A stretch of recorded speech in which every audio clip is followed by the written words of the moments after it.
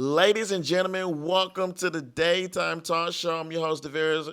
I am very hilarious. Today, we are thrilled to be here in West Hollywood, shining a bright spotlight on emerging artists. Our guest today is an extraordinary talent and a trailblazer in the rap industry, Let's go. all the way from Georgetown. He holds the remarkable distinction of being the first rapper in history from that region. In fact, with a career spanning an impressive 17 years, our guest had made his mark in the entertainment industry. Let me tell you, not only that, he is also an astute entrepreneur, the founder of his own company called Social Turtle Ventures. Did I say that right? Yes, Okay. you I did. don't know what turtle, but he has partnership with SharPen. Yes, sir. My label SharPen, eh, distributed through Bungaló and Bungaló, oh Universal. my God, and Universal Music Group. So please join me, everybody, all over the Daytime family. Jwell, also known as Jake, Jewell Feldman. That's me. That's you? Oh my. Well, thank you, DeVarius, for having me. Oh my gosh, how much fun was the VIP party on Tuesday? The VIP party on Tuesday was amazing. You can cook. Thank you. I am okay, but I mean the hospitality, I can't even. It's like an A-list rollout you've got going on here, and I really appreciate that. Thank you so much. I've never felt more at home in LA, and I'm so excited to be on season 3 of the daytime show with DeVarius, and we're about to have a historic interview. So And yes, a historic interview, meaning your journey. What yes. journey are you on, your talent? Well, what is your journey now? What is it like now? Walk us through your journey. 100%. So we'll start with the fact that I am the first rapper in history from Georgetown. And some people may why does that even matter? Is because, in hip hop and in the culture, where you're from, the block, the this, the that, people want to know where you represent. My area, my neighborhood, is known for politicians. I grew up a block away from Tudor Place in Georgetown, Washington, D.C., which was where George Washington's home was. Wow. And, this area is more known for the Kennedys, maybe having movies about spies being filmed and all the types of historical, political figures that come from that area, which is why I like to make the distinction of, of course, I'm not the first rapper from D.C. Shout out Fat Trell and Shy Glizzy. But, I am born and raised in the Chocolate City. It's a beautiful city Why is it called the Chocolate City? because DC was black. Oh, all right. Yeah, now. yeah, yeah, yeah. Yes. And a lot of times people will be like, what happened to the Chocolate City? And, unfortunately, a lot of gentrification. Wow. But the reason I'm so proud of being from DC, besides having the flag tattooed on it, is I grew up in my mom's art business, actually, in Georgetown. She was one of the premier, if not the number one, independent fine art dealer. And so I always grew up around artists, around entrepreneurship. Both my parents are college dropout, successful entrepreneurs, though my dad has passed. And, We're sorry for your loss. thank you so much. I lost him to COVID Christmas morning suddenly in 2020. So Wow. it was very hard. Wow. And, a lot of the album and the journey I'm on currently has been a big follow-up to my father's death outside of everything else. Now, I know we're talking about your father. Were you very close to your father? Describe Yeah, your relationship with your father. Absolutely. So we can know what was the relation like with you and your father? Absolutely. So my father's name was Leonard Feldman. His friends called him Lenny, and after he died, I never called him Lenny, but I tattooed that on my back because I like to think that he was my best friend. I mean, he would always say, Jake, I'm not your friend, I'm your father, and stuff like that because he took his role as a parent very seriously. He actually came up with the business name Social Turtle because when we were talking about it in 2017, I used to call my dad. He was like my eyes in the sky, right? I'd be on my secret missions through the industry as a young executive, meeting label presidents and all types of rappers and pop stars, Disney actors, like all of it. Wow. And I would call my dad because I would be building the business alone in my early 20s. And I'd be like, Dad, I've got this meeting with this billionaire. What do I do? I've got $100 in my checking account. I can barely afford the train. Wow. How do I do this? And he would coach me through everything. And when I told him I wanted to name my consulting business at the time, even though it was also a record label, that was the original iteration of Social Turtle. I said, I want to call it something social. And he said, well, why not social turtle? You love turtles. And I was like, I do. I do love turtles. I've had a pet turtle since I was 4. 4? Yeah, she's still Wow. alive. Yeah. What's the as a girl, boy? So my turtle is gender fluid. Gender It fluid. is. Yep.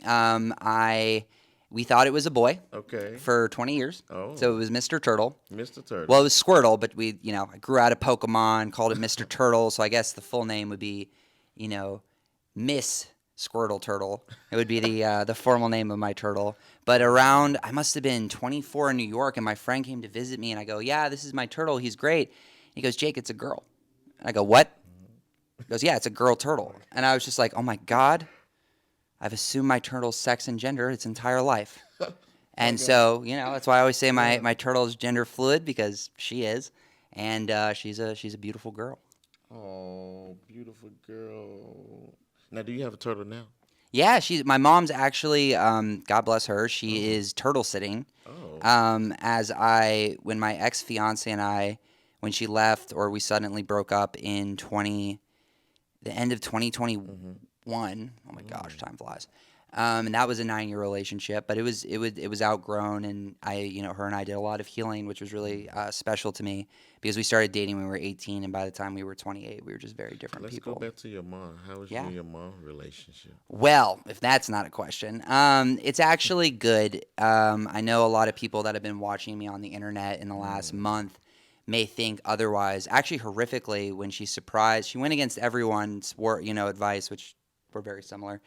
And she came and visited me because it looked like online that we were beefing, when in reality I was just in my own way trying to share and communicate and express about some of the experiences I was going through. And What, something that really what, horrified me. wait, what were the experiences? So the short of it is that there's some lawyers that would like me kind of Britney Speared right now. Britney Spears. Yeah, not in the sense of looking really good and sexy on a music video. More in the sense of a conservativeship and a Wow. loss of power of attorney, potentially power of attorney, and things of those natures, or not being able to regulate medicine, or having to have like a nurse, even if she was cute, God bless, even having a nurse watch me all the time, is a big kind of miscommunication in the stigmas of mental health that occurred. And one of the really bad ones was that people were telling my mom that she shouldn't come visit me because I would physically assault her. Really? Is that Yeah. true? No, God, no. We went and had breakfast. She brought me chocolate chip Oh, that's pancakes. so sweet. Yeah, they were amazing. Now, Mhm. what was your mental what was your mental illness? And So, you mentioned mental right, illness. absolutely. So, after my father died, I was very upset, as he was my best friend, and I began working around the clock as I was launching 2 independent labels, Chris Calico with Earhouse and Stevie Stone with Odyssey. And they were leaving the legendary Strange Music with Tech Nine, the #1 independent rap label in the world.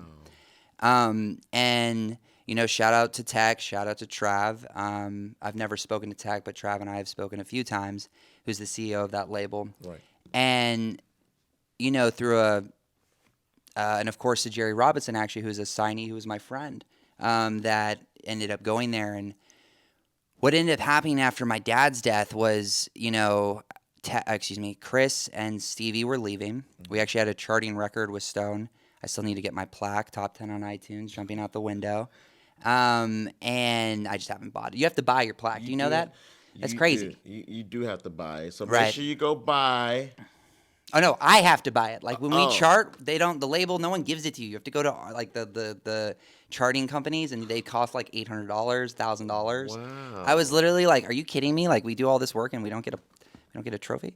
No So we have trophy. to, yeah, nothing. But to your question about mental illness, Yes. I was diagnosed in 2021 during a 17-day involuntary psych ward, 5150. So the cops come and get you. And I was diagnosed on day 4 or 5 as bipolar, manic depressive 1. And I'll tell you what I said to the doctors. They come in. I'm in my blue scrubs, right, looking real good, reading my book, sitting on my bed. I had a roommate at that point. I'd probably moved rooms like 3 times already, and yeah, I was a bit of a troublemaker. What And kind of trouble did you get in, Jay? reporting all the other trouble that was going on there. Got it. Yeah, it was a whole story. And so Anyway, they come in, they go, there's 4 doctors. One of them's really young on the far left. And they go, all right, Mr. Feldman, we have your diagnosis. And I go, well, hit me. I'm like, if that'll get me out of here, whatever. Okay. And they go, sir, and they're very solemn and serious. And I'm just kind of like looking at them like, no, seriously, tell me. And they go, well, Mr. Feldman, you're manic depressive 1, bipolar 1. And I go, well, thank God. The way you're treating me, I thought I was insane. Wow. Right. And one of the doctors actually chuckle. And, of course, they go, like, don't chuckle. It's not funny. It was kind of funny. And so I was on antipsychotics and a lot of medicine. And, shout out to my psychiatrist in New York, though we've recently kind of stopped seeing each other due to the COVID laws. So she can't really do that anymore, which was poorly timed. I tried the medicine. I stayed on the medicine. I went to a healing rehab program called Cooper Rees for 30 days after that. And even there, they were like, we don't know if you're actually bipolar. And I was like, no, I'm bipolar. But that was because I really didn't want to go back to the psych ward because it was so intense. It was intense. It was super intense. Wow. It changed your life. Yeah, it really, I wrote a book while I was at Cooper Rees about the psych ward and the whole experience of what led me there because I didn't know if people would believe me about everything that was going on because even when I was in the ward, which is normal practices, unfortunately, for someone who was telling the truth in the situation, they gave me lithium to try medicine. I passed a capacity test so I could refuse medicine, but I took it willingly because I wanted to leave. And, I actually broke out into hives. Now, everyone in the psych ward's like, they're poisoning me, right? Of course, right? Because there's there are real people there that are very ill and that do need this type of monitoring and treatment, right? It does serve a proper purpose, right? However, I actually broke out into hives and I was like, oh my gosh, I'm allergic, right? And, of course, the doctors were like, well, we're going to have to send it off to a lab. We're not sure. I'm like, no, seriously, I got a lot of hives on my body. This don't normal. This never happened. 4 days later, they're like, oh, it turns out you are allergic. I've been taking it every day, right? Because I wanted to show them I was doing whatever. And that's the type of stuff that really scared me about that part of the system was because when I would talk about my life or things like all the famous people that I work with, they're like, well, you sound like all the people here that are out of touch with reality. I'm like, call them, please. They will know who I'm talking about. Yes. And then by the end of the interview, by the end of my stay in the psych ward, I was actually signing autographs in Crown because you can't have a pen for the nurses and stuff. Wow. Yeah, which was really wild. And so that journey led to a lot of different things. Absolutely. And during this journey, and in that time, you was writing this book about this. Your situation, these episodes. What was the name of that book? So the book is called Save 17 Days Impatient, and it's actually about a miracle I experienced from God on April 2nd, 2021. Can you share that miracle? Yeah, this will be my first time doing it, so I'm happy to testify. Yes, absolutely. I know we've talked about our faith before. Share your miracle. We want to know your miracle. Absolutely. Shout out Hazel. She's always talking about miracles. Hey, Hazel. Absolutely. Hello. Hazel Ortega. Congratulations on your 2023 Social Impact Award. She's an amazing leader. Wow. But so one of the things about this, why I never really talked about it publicly, was because so I actually wasn't having an episode. Oh. Right. At least to my understanding, this is where I'll have other doctors and psychiatrists and psychologists examine this, which is what was really tough. Got it.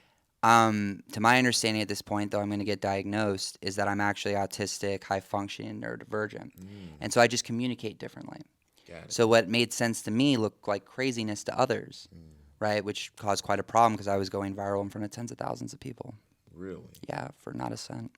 Just talking about my life. And one really heinous lie against my friend Jim Duncan. I'm not going to go into detail about that, but I've cleared that up. And, you made your peace. Yeah, and more importantly to me, he was the biggest man I've ever met because he forgave me, and I'll just leave it there. But what ended up happening was that with the miracle on April 2nd, I was doing a record with a guy named Jack Sully who unfortunately fallen out of touch. It's on SoundCloud. It's called Wasted, and the record for him was about getting drunk and how you get further away from like a girl. Like every time I'm wasted, I'm faded, and I just I might have a problem and like all these types of things. For me, the record was actually about the fact that all the drugs and drinking was making me go further away from God. Wow. Right. Another direction. Right, 100%. And so there was a Wow. dual meaning there. The record is on SoundCloud. It's the only place it'll ever be put out, I believe. Probably 100, 200,000 plays. And I wanted to recreate my overdose from 2019 that night.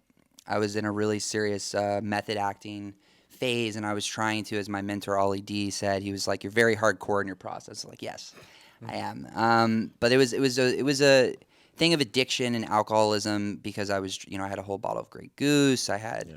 pills. I had ketamine. I mean, I had some serious stuff. Ketamine could have been cut with heroin. I mean, I don't really know. It was street powder. Wow. And so what happened was I'm a big freestyle artist, and I was gonna get really drunk and messed up until I got to the place where I felt like it was time to rap. And so I did it. I did it in one take, first try, and I freestyled a lyric that's actually on the opening track of my album because it was so important, and it was the first time I ever really talked about God on a record. Yeah. And what was the name of it? So the lyric was, and it was a freestyle. I said, "You could never tell me God isn't real.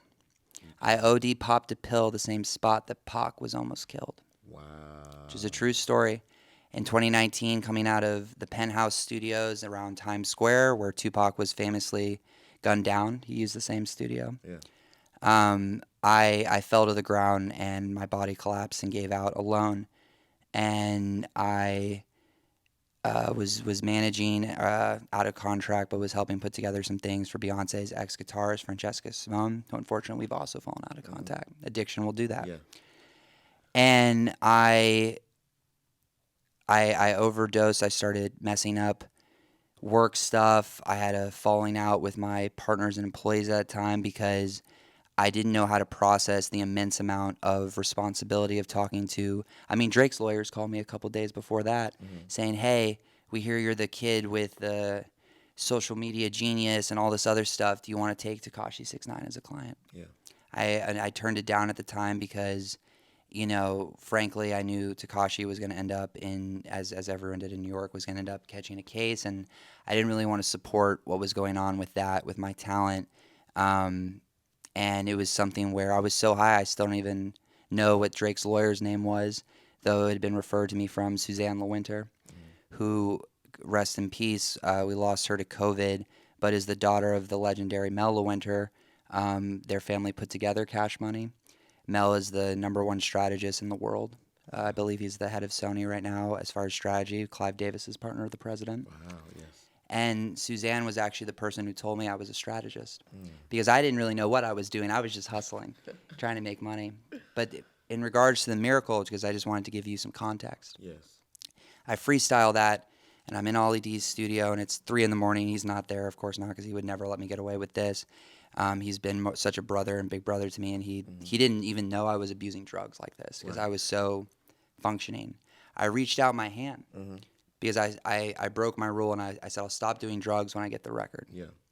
And I reached out my hand to go grab a bottle of pills, and I felt a nail go through the palm of my hand. And speaking of nail, we'll be right back, and we're gonna talk about more about this nail. All right, let's Palm do of it. your hand. All right, We'll sounds be right good. back. Hey. Step by step, step by step in the daytime. It's the daytime show with the various.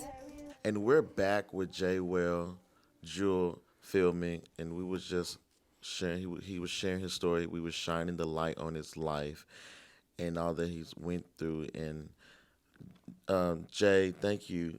Thank you. This is incredible. Let's pick it up from you said the nail in your hand. Yeah, so wasn't a physical nail in the sense of I didn't see it. I just felt like a almost like a stab, a circular stab through my palm. So I just assumed that that's kind of what it came to me as. But my entire body electrified. It was a miracle. Wow. And I was extremely high, and it all went away for about 3 or 4 seconds. And my entire body had one immediate thought, which is, this is a sign from God. That was it. And Sign from God. What sign do you think was from God? so I misread it at the time.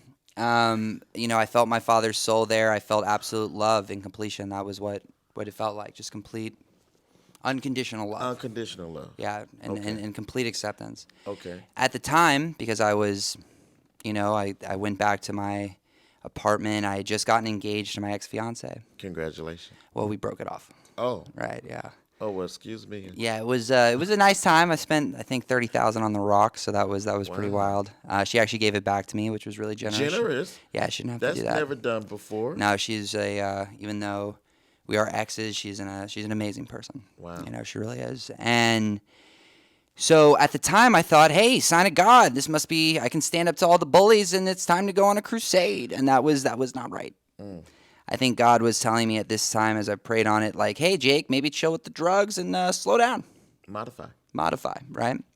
And the Sunday after what was originally thought as my manic episode, I was actually using a case study from Eminem where he used a person's full name, D'Angelo Bailey, and won because he said, I used to get shoved in the lockers obnoxious by this kid named D'Angelo Bailey. And he sued him for defamation.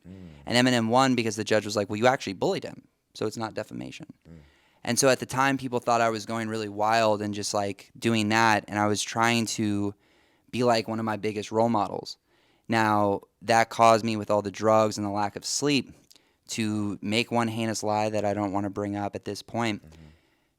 And when I did get institutionalized, I had actually told everyone at the time, I was like, yeah, I need to go to therapy, but I want to finish my album first. Right? And I was scaring people because I was in my head, and I still have all these videos. Eventually, I'm going to republish some of them. I was showing my drug addiction live. Let's go forward with the drug addiction. Yes. And let's talk about, I know you had issues with your finance. Yeah, so, I never really had, not in the last few years, as I had really made it in like 2018 as far as being self-employed. My business was good. I've written for dozens of movies and films, and, things were fine. But after my dad died, I stopped working in Social Turtle and consulting, and I focused on my music. Right. And the reason we're bringing up financing, in case you aren't aware, is that currently, I just posted a video of me selling my father's Rolex to continue to invest into the business, which was my favorite physical possession. But, it was something where, because unfortunately the trust has a misunderstanding in the legal representation that I've been wasting money in entertainment. And I've been, no. I did buy one diamond chain. Okay. For like $8,000. Okay. And do you still have that chain to this very no, day? I don't. It Where disappeared. It you know, disappeared? What do you mean it disappeared? Someone told me, a close friend, that there's a couple options. My brother may have sold it. Oh. Yeah, my little brother. I don't know that, so I don't want to be that as an accusation, because Nathan and I aren't talking, and I do love my little brother. And if he sold it because he thought it was a manic spending. He was trying to recoup and protect my finances, right? He wasn't hateful. Got it. It could have been someone who I put it on their neck, was the artist Jack, but I don't believe I did that, because that's why he stopped talking to me. Right. And we were always good friends and had made a lot of music together. Take My Time, Bricks, hundreds of thousands of plays. We went to college together. But I thought that because of drugs that I'd put it on his neck. But as I look back at it, I don't believe that was it either. And there's, a small chance that it was stolen at the hospital or something else. Unfortunately, the actual day of the being institutionalized, and a couple of the days leading up to it, that was when I was not sleeping the most, which affects your memory. I was using ketamine, smoking weed, drinking alcohol, Adderall, lots of drugs. Wow, a lot of stuff. I was in a lot of pain from my father's death, so it was a cool chain. It was a diamond dog tag. I got one photo with it. Your father's death really made an impact on your life. Yes, it did. Like, this is where your light is starting to shine, Jay. Thank you. You have a light. I appreciate that. And that's why you're here on the Daytime Talk Show. Let's go. Where we see the day of light. Absolutely. Through your life. I appreciate that, and it's been an unbelievable. Maybe we have to do a part 2, but it's there's a lot of. To do a part 2. And I'm happy to give you that premiere, and I want to I'd rather just be a regular here, because I've turned down a lot of press to various in the last month, because of who my family is and who they work with. Because out of respect to them, absolutely, and out of respect to everything else, I've been trying to find the right ways to talk about this, because people are accusing me of hating my family, and that's just not true. I've been seeing a lot of that shit, you know. Yeah, I know. You saw it in the comments, right? I saw the fuck. I was like, what is all this shit? Yeah, but That's what I'm saying. Y'all don't even fucking know what's really the tea and what's really going on. Not That's at the all. negative light. Absolutely. Let's focus on the positive light, which Absolutely. is Jwell. He is the talent. He is how long you been clean? Like 17 months. 17 months. That's a long ass time. Has not One day at a time. relapsed. One day at a time. That's what we say on the show. We take it step by step. It's in our theme song. One day at a time. One day at a time, baby. We see the light of day, and you're the light. Where can we find you? All right, so you guys can find me anywhere you consume music, YouTube, Spotify, under my stage name, Jwell, Jwell. You can find me on socials under Jwell Jake, because maybe you know me as Jake, and that's cool. Instagram, what have you. And my next single, which is For the Underdog, that I wrote right after my dad died, and I did on a national tour with Stevie Stone and Pipo Fernandez in that's 2022. the name of it? Yep, For the Underdog, and it comes out June 30th. And it's a record about fighting for what you believe in. And, you know, one of the lyrics I'll give you real quick is, by the red in my eyes, you can tell I've been to hell and back. Wow. What I can or can't do, you can't tell me that. And why is that boy so calm when he's in the trap? That's beautiful. Jwell.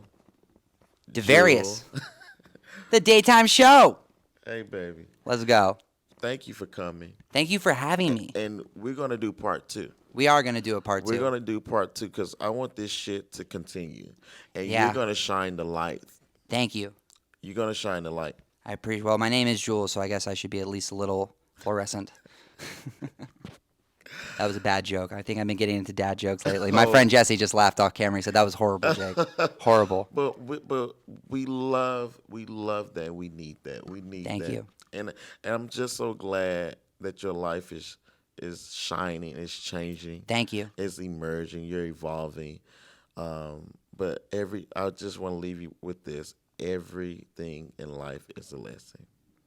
It is a lesson, and a big lesson for me right now, and for anyone watching, especially for those in the neurodivergent or mental illness community, is be patient with people. Yes, I know that I've Talk to suffered 'em. from that. Be patient with people, because sometimes they may be loving you or trying their best, and maybe it's not what you want. Maybe it's not even what you need, but that doesn't mean that they're not trying. And I want to give a big shout out to my mom, who through everything has not given up on me, who is my phoenix, which is why the record about her on the album is about her being my inspiration, like a phoenix. Wow. And, you know, as difficult as everything is right now, I love my stepfather, Michael. I'm super thankful for my big bro, Stefan, and everything he did for Sabrina and I, my girlfriend. Yeah. And I'm just grateful, you know, and I told my family we'll get through this. And Nathan, to my little brother, I know that you're had another complication with your surgery. I know we're not talking right now. Yeah. I love you, and I hope that it works out. I hope that the infection goes away. I don't know anyone that's tougher than you, kid. Wow. We'll be right back. We're going to do part 2 when Jwell comes back to the studio here on the Daytime Talk Show. Thank you, Devarius. Step by step in the daytime. It's the daytime show with Devarius.